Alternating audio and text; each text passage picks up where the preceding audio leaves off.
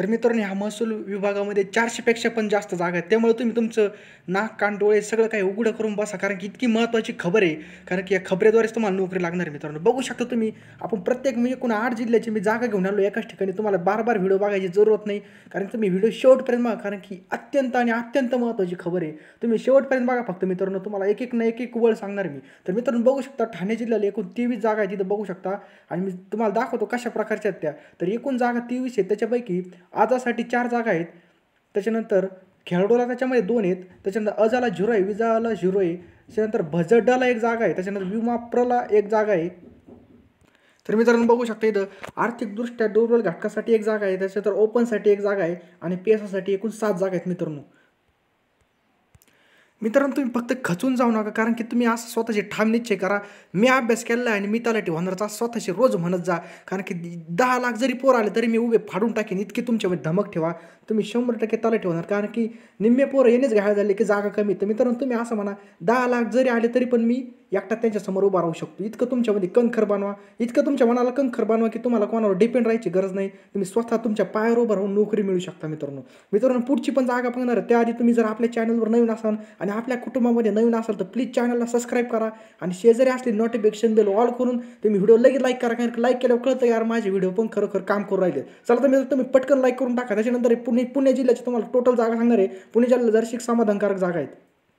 त्याच्यानंतर मित्रांनो पेसानंतर पुणे जिल्ह्याची अनुसूचित क्षेत्राबाहेर रिक्त जागाचं आरक्षण टाकतात. ते बघू शकता मित्रांनो इथं अजाला एकूण 7 जागा आहेत. त्याच्यानंतर सर्वसाधारणला 3 आहेत आणि महिलासाठी 2 जागा आहेत. त्याच्यानंतर माजी सैनिकला 1च जागा आहे. अशा प्रकारे इथं जागा आहेत मित्रांनो. अशा एकूण 7 जागा आहेत. त्याच्यानंतर अजासाठी एकूण 13 जागा आहेत. त्यासाठी सर्वसाधारणला 3 आहेत. महिलासाठी 4 आहेत आणि खेळाडूसाठी 1 आहे आणि माजी सैनिकला 2 आहेत. त्याच्यानंतर प्रकल्पग्रस्ताला 1 जागा इथं आणि त्याच्यानंतर भूकंपग्रस्ताला 1 आहे आणि पदवीधर अंशकालीनला 1 आहे. अशा एकूण 13 जागा आहेत. विजासाठी 4 आहेत. भजबसाठी 3 आहेत. भजकसाठी 1 आहे. भजडसाठी 3 आहेत. विमाप्रसाठी 1 आहे. इमावसाठी 14 आहेत. SBCसाठी 11 आहेत आणि सर्वसाधारणला एकूण 3 जागा आहेत आणि महिलासाठी 3 जागा आहेत. त्याच्यानंतर खेळाडूसाठी 1 आहे. त्याच्यानंतर माजी सैनिकला 2 आहेत. अशा प्रकारे इथं जागा आहेत.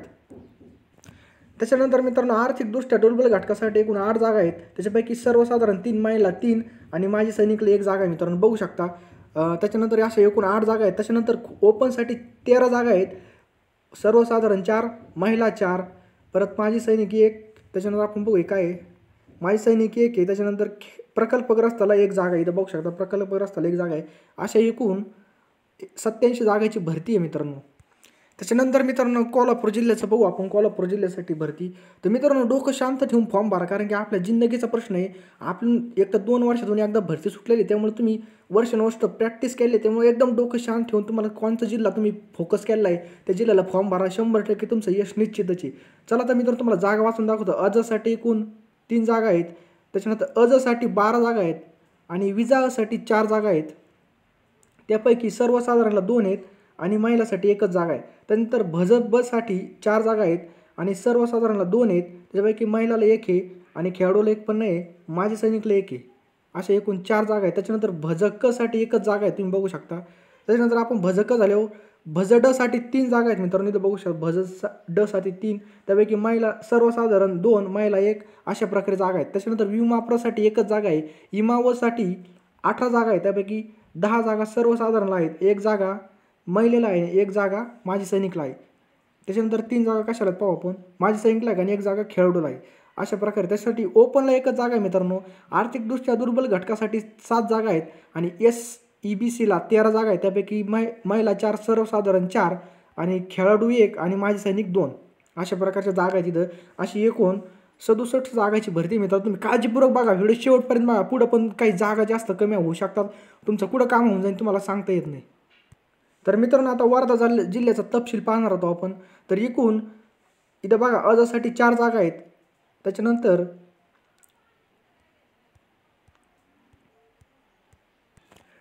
मित्रांनो अनुसूचित जमातीसाठी 2 आहेत. सर्वसाधारण 2च आहेत त्याला. त्यानंतर विजासाठी 0 जागा आहे. भजबसाठी 0 आहे. भजकसाठी पण 0 आहे. भजडसाठी 0 आहे. त्याच्या डायरेक्ट इमावला डायरेक्ट 12 जागा आहे तिथं. त्यापैकी सर्वसाधारण 4 आहे.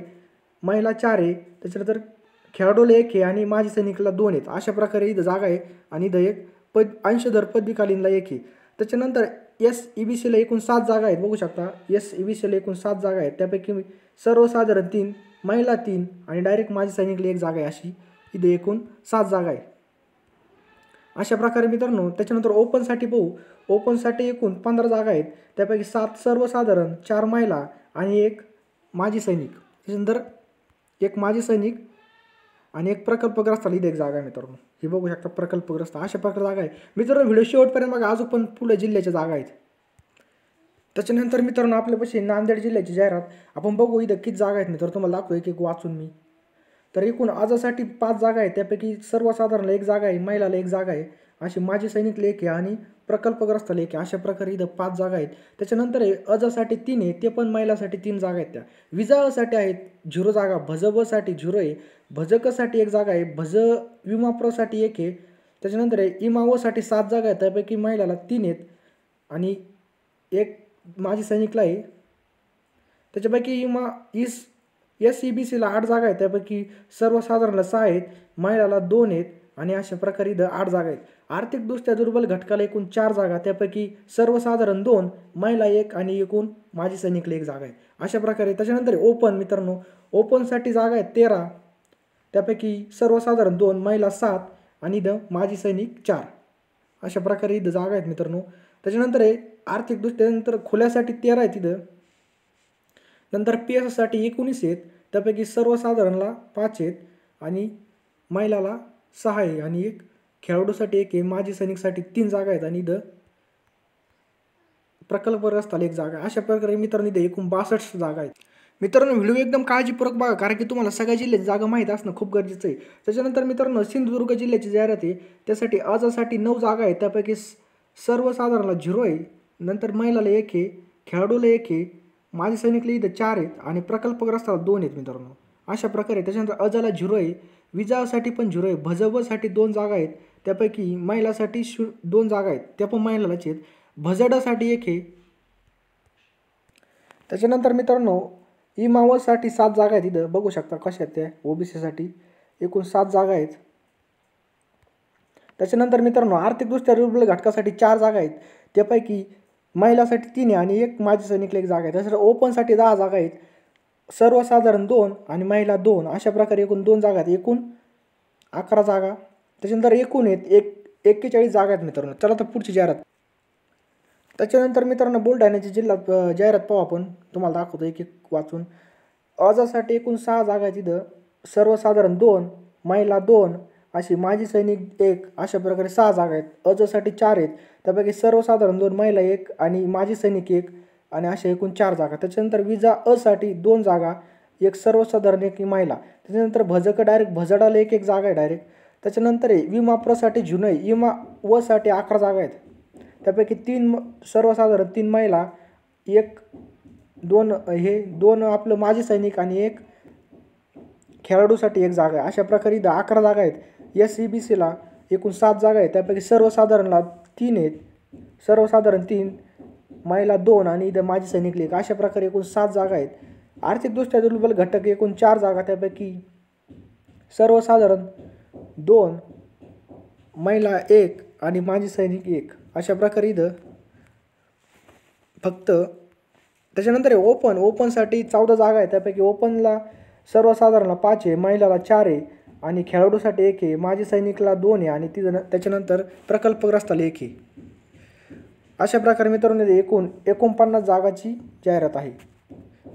चला तर मित्रांनो आपण तर मित्रांनो त्याच्यानंतर औरंगाबाद जिल्हा, त्याच्यासाठी एकूण आजसाठी 8 जागा आहेत, सर्वसाधारण 4 आहे, महिलासाठी 2 आहेत आणि माजी सैनिकला 1 आहे. अशा प्रकारे इथं 8 जागा आहेत. त्याच्यानंतर मित्रांनो अजसाठी 6 जागा आहेत, महिला 2, सर्वसाधारण 2, महिला 2, माजी सैनिकला 1. अशा प्रकारे इथं 6 जागा आहेत आणि पदवीधर अंशकालीन पदवीला 1 जागा आहे. त्याच्यानंतर मित्रांनो भजबसाठी 1 आहे, भजकसाठी 1 आहे, भजडसाठी 1 आहे. त्याच्यानंतर इमावसाठी 3 आहे, SPCसाठी 8 आहेत, त्यापैकी सर्वसाधारणला 8 आहेत, त्याच्यापैकी महिलाला 2 आहेत आणि 1 माजी सैनिकला जागा आहे. त्याच्यानंतर SBCला 8 आहे, त्याच्यानंतर सर्वसाधारण 8. अशा एकूण 8 जागा आहेत. त्याच्यानंतर आर्थिकदृष्ट्या दुर्बल घटक एकूण 6 जागा, त्यापैकी 2 जागा सर्वसाधारण, 2 जागा महिला, एक जागा माजी सैनिक आणि एक जागा अंशकालीन पदवीधर. त्याच्यानंतर ओपनसाठी 21 जागा आहेत मित्रांनो. त्यापैकी सर्वसाधारण 8 आहे, महिलांसाठी 6 आहे, खेळाडूसाठी 1 आहे, माजी सैनिकला 1 आहे, त्याच्यानंतर प्रकल्पग्रस्ताला 1 आहे आणि इकडे अंशकालीन पदवीधरला 2 जागा आहेत. अशा प्रकारे एकूण इथं 56 जागाची भरती आहे मित्रांनो. अशा प्रकारे मित्रांनो 56 त्याच्यानंतर मित्रांनो सोलापूर जिल्हा महापरीक्षा पोर्टलमार्फत घेण्यात येणारी भरती. तर अशा प्रकारे इथं सोलापूरच्या पण आहेत. त्यानंतर असाठी एकूण 10 जागा आहेत, त्यापैकी सर्वसाधारणला 6 आहेत, महिलाला 4 आहेत. अशा प्रकारे 10 जागा आहेत. साठी 6 आहे, सर्वसाधारणला 4 आहेत आणि महिलासाठी 2 जागा आहेत. अशा प्रकारे इथं 6 जागा आहेत. विजासाठी 1च जागा आहे. त्याच्यानंतर भजप बससाठी 1 जागा आहे, ती पण सर्वसाधारणलाच आहे. त्याच्यानंतर भजकसाठी पण 1 आहे, विमा प्रसाठी 2 आहेत आणि विमावसाठी 15 जागा आहेत. त्यापैकी सर्वसाधारण 8 आहे, महिलाला 5 आहेत आणि इथं माजी सैनिकला 1 आहे. अशा प्रकारे इथं एकूण 15 जागा आहेत. SBCसाठी 14 जागा आहेत, त्यापैकी सर्वसाधारण 8, महिला 6 आणि असे एकूण 14 जागा आहेत. त्याच्यानंतर आर्थिकदृष्ट्या दुर्बल घटक एकूण 6 जागा, त्यापैकी सर्वसाधारण 8 जागा, एकूण सर्वसाधारणला 6 आहेत, त्यापैकी महिलाला 2 जागा. त्याच्यानंतर ओपनसाठी 26 जागा, त्यापैकी त्याच्यानंतर ओपनसाठी 26, त्यापैकी सर्वसाधारण 12, महिला 8 आणि इथं माजी सैनिकला 4. अशा प्रकारे त्याच्यानंतर इथं अंशकालीन पदवीधरला 2 जागा आहेत. अशा प्रकारे इथं 26 जागा आहेत आणि इथं मित्रांनो एकूण 84 जागाची भरती मित्रांनो. हा व्हिडिओ खूप लांब जाईल. तुम्ही शेवटपर्यंत व्हिडिओ बघितला त्याबद्दल धन्यवाद. तब तक ले जय हिंद, जय महाराष्ट्र. तुम्हाला यशाच्या भरघोस शुभेच्छा. धन्यवाद.